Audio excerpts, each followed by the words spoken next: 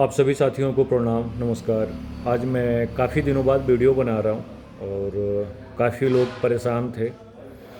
Video बीच में न बनाने और अपडेट्स न देने का रीज़न क्या था कि तमाम तरह से समस्याएं खड़ी थीं और लाइफ में व्यस्तता तो है ही, लेकिन कोई बड़ी अपडेट नहीं आती जो शेयर किया जा सके। और दूसरी चीज़ क्या है कि बीच में वकील साहब की नाराज़गी थी, बात नहीं कर रहे थे वो। फिर वकील साहब हमसे बात किए, बड़े बड़े दिनों बाद उनसे बात हुई। और सबसे बड़ी चीज़ मैं बता दूं, हर सप्ताह मतलब कोई ऐसा वीक नहीं है जिस वीक में आपके केस पर डेट नहीं लगती। माननीय कोर्ट में डेट लगती है, लेकिन डेट में जैसे हर बार कुछ ना कुछ समस्याएं आ रही हैं और समस्याओं की वजह से फाइल टेकअप नहीं हो पा रही है।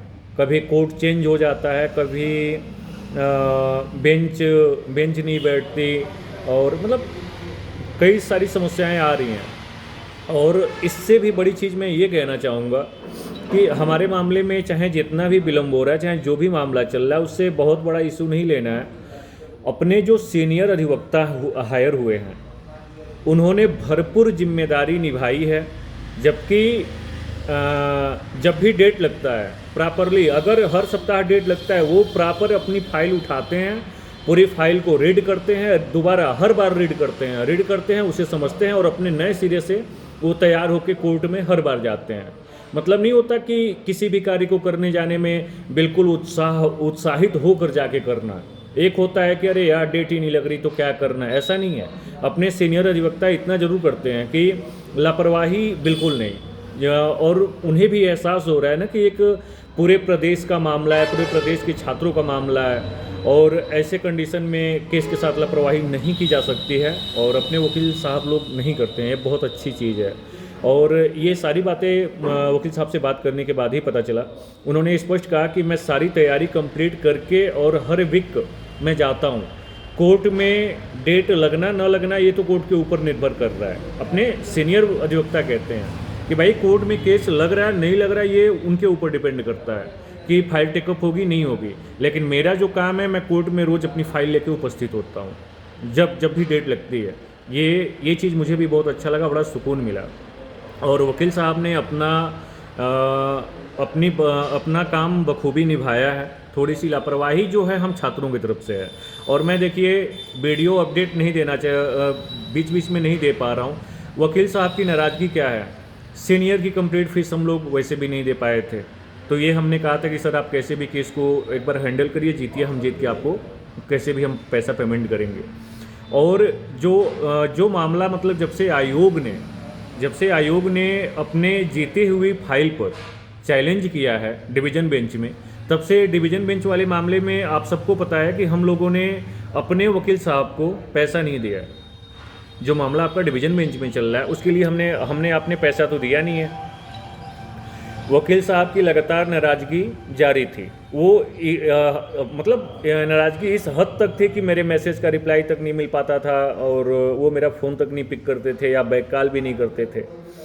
और उन्होंने कई बार मुझसे बोला। और रही बात, मुझे बड़ा बुरा लगता है कि सीनियर हायर करना था। उस समय जब मैं पैसे कलेक्ट कर रहा था तो मुझे कितना रोना पड़ा, कितना गिड़गिड़ाना पड़ा था। आप सभी छात्र, देखिए ये लड़ाई आप सबकी है, हम सबकी है, लेकिन जिनकी लड़ाई है उन्हीं के सामने रो रो के कहना पड़ रहा था कि भाई सहयोग करो। और इसमें तमाम तरह के कुछ लोग ऐसे भी उटपटांग दिमाग के आ जाते हैं, उसमें भी कानून बतियाने लगते हैं।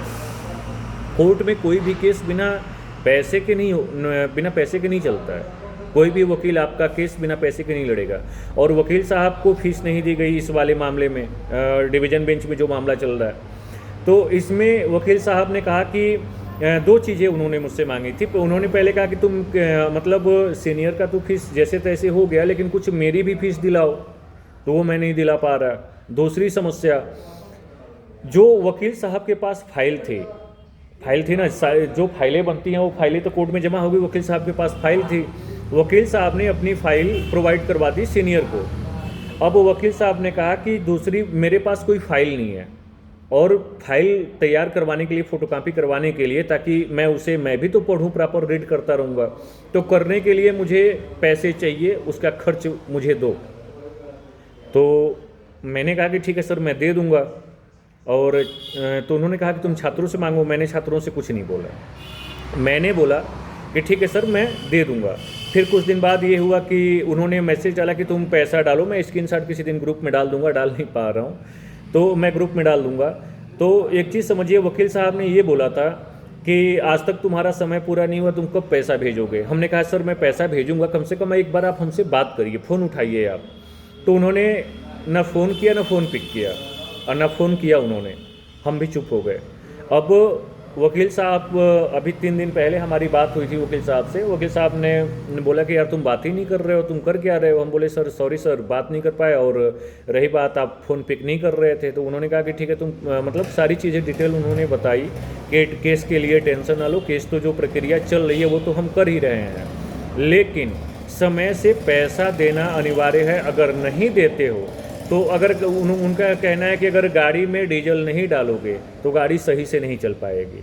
हमने कहा सर निश्चिंत रहिए, हम देंगे। फिर उन्होंने कहा कि मैंने उनको आश्वस्त किया कि सर आप एक बार फ़ोटोकॉपी करा लीजिए, मैं आपको पैसे डाल दूंगा। तो 2,000-3,000 रुपये मुझे डालने हैं वकील साहब को, कि मतलब वो करवा लें, क्या कहते हैं, अपनी फाइलिंग का जो करवाना है करवा ले। वो करवा चुके हैं लेकिन वो पैसा मुझसे अब लेना चाहते हैं। कोई दिक्कत नहीं है, लेकिन जो उनकी फ़ीस है वो तो फीस हमें देनी ही है।